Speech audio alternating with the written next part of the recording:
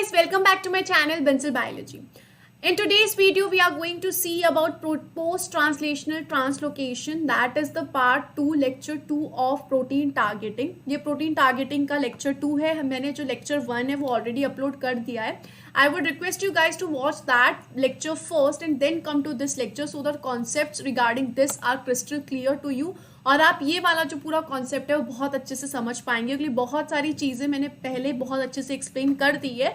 तो यहाँ पे जो वर्ड्स आएंगे आप उनको और अच्छे से समझ पाएंगे अगर आपने वो वीडियो देख लिया है तो. So let's get started with the today's video guys.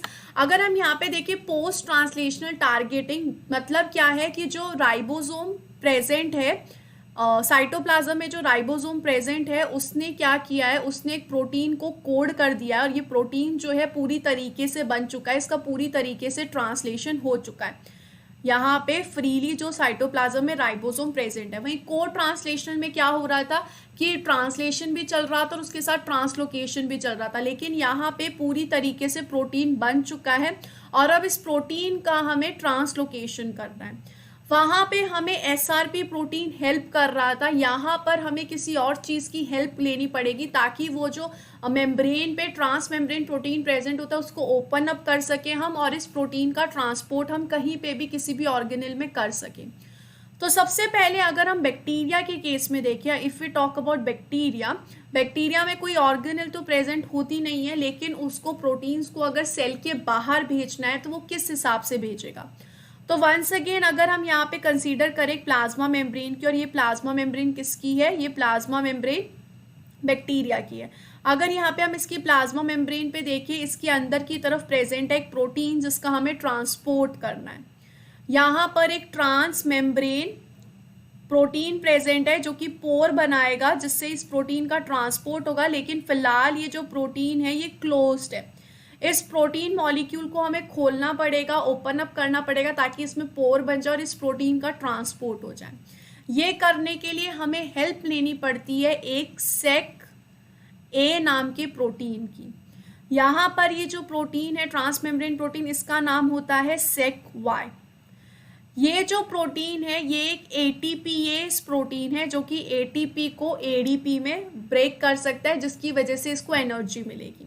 जब जब यहाँ पे ये एटीपी को ब्रेक करेगा, इसको एनर्जी मिलेगी, तो सबसे पहले व्हाट इट विल डू, ये जो सेक ए है ये यहाँ पर आके बाइंड हो जाएगा. ये this sac a will come and it will bind with the sac y. जैसे ही यहाँ पर ये बाइंड करेगा, ये करेगा एटीपीएस एक्टिविटी को शुरू और एटीपी को ब्रेक कर देगा एडीपी प्लस इनऑर्गेनिक फॉस्फेट में, जिसकी वजह से इसको एनर्जी मिलेगी और ये अपना थोड़ा सा स्ट्रक्चर जो है इंसर्ट करेगा इस पोर में.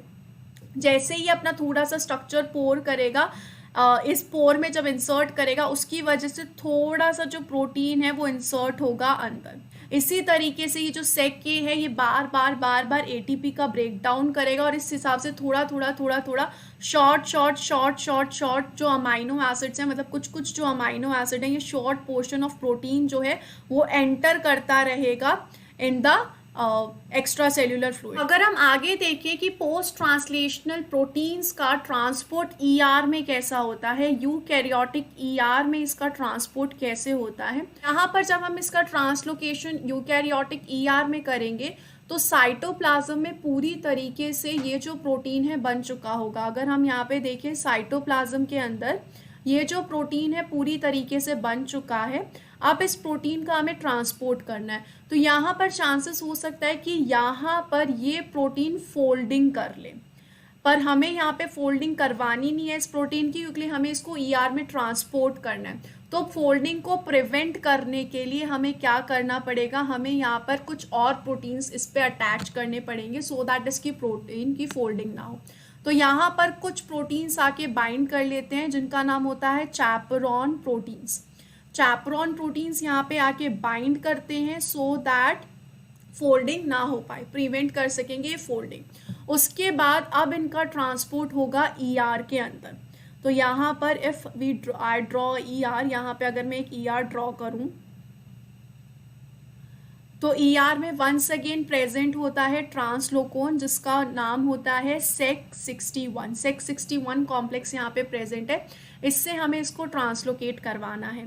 यहाँ पर भी एंड टर्मिनल पे क्या प्रेजेंट होगा, एंड टर्मिनल पे सिग्नल सीक्वेंस प्रेजेंट होगा। ये सिग्नल सीक्वेंस क्या बताएगा कि इस प्रोटीन को जाना है ER के अंदर, लेकिन यहाँ पे SRP आके कोई बाइंड नहीं करेगा।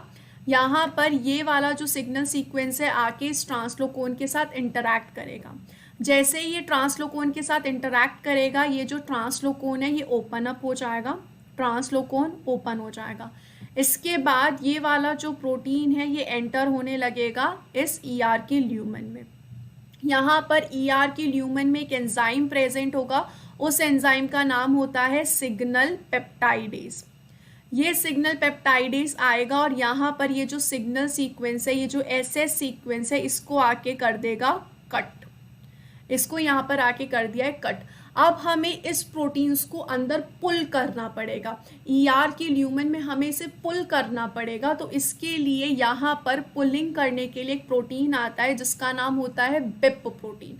BIP प्रोटीन एक चैपरॉन ही है, ये एक HSP प्रोटीन होते हैं। तो यहाँ पर अगर मैं फर्दर देखूँ तो वंस अगेन यहाँ पे ट्रांसलोकोन है, ट्रांसलोकोन से ये जो प्रोटीन है ये अंदर आ रहा है। यहाँ पर इसको पुल करने के लिए एक BIP प्रोटीन आएगा। ये जो BIP प्रोटीन है ये ATP की हाइड्रोलाइसिस करेगा, यानी कि यहाँ पर ये पहले ATP से बाइंड था, अब ATP की हाइड्रोलाइसिस हो चुकी है। तो ये किससे बाइंड होगा, ये बाइंड होगा ADP से। इस जब ATP का ब्रेकडाउन हुआ तो इससे इस BIP को एनर्जी मिली, जिसकी वजह से अब ये क्या कर पाएगा, ये पुल कर पाएगा। जैसे जैसे यहाँ पर पुलिंग होती जा रही है, वैसे वैसे और BIP यहाँ पे आके बाइंड होते जाएंगे। यहाँ पर इसका ATP से ADP में कन्वर्शन करने के लिए एक और प्रोटीन इसका हेल्प करेगा, जो कि यहाँ पे ट्रांस मेम्ब्रेन में प्रेजेंट होता है, जिसका नाम होता है SEC63 कॉम्प्लेक्स। ये SEC63 कॉम्प्लेक्स हेल्प करेगा BIP को फॉर दी ATP हाइड्रोलाइसिस। यहाँ पे इसका ऐसे ऐसे करके फाइनली ये जो पूरा प्रोटीन है ये एंटर हो जाएगा सेल के अंदर, और इस प्रोटीन की हो जाएगी फोल्डिंग। तो यहाँ पे हो गई इस प्रोटीन की फोल्डिंग। तो BIP ने दो काम किए, BIP ने फोल्डिंग से भी बचाया जब तक पूरा प्रोटीन एंटर नहीं हो सकता, प्लस उसने इस प्रोटीन को पुल भी किया है। जैसे ही इस प्रोटीन का पुल अप हो जाएगा, जैसे ही ये पूरा प्रोटीन अंदर आ जाएगा, इस BIP को कर लिया जाएगा रिसाइकल। ADP को रिमूव कर दिया जाएगा, उसकी जगह ATP को अटैच कर दिया जाएगा, और ये जो BIP ATP है इसको कर दिया जाएगा रिसाइकल। ये वंस अगेन हो जाएगा यहाँ पे रिसाइकल। BIP की फुल फॉर्म होती है बाइंडिंग प्रोटीन, क्योंकि ये बाइंड हो रहा है इसलिए बाइंडिंग प्रोटीन। ये एक टाइप होता है HSP का।